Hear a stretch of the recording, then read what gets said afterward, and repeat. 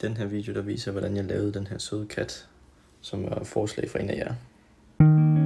Jeg startede ud med at lave selve hovedet, og så lavede jeg nogle ører, og så gjorde jeg sådan, så den blev mirrored, så den var ens.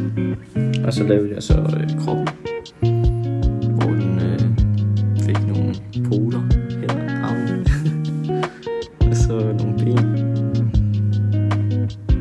Så fik den også en lille hale. Og så ved jeg ikke lige, hvad der skete her. Det var lidt crazy. Så lavede jeg så ansigtet, nordhårene, øjnene, og så satte jeg den ind i sliceren. Og så var den egentlig klar til at printe.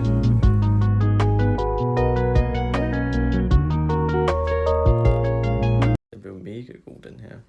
Den var inspireret lidt af Funko Pops, så man kan i princippet bare male den, hvis man vil. Så hvis I har nogle gode idéer til, hvad jeg skal lave næste gang, så skriv det ned i kommentaren.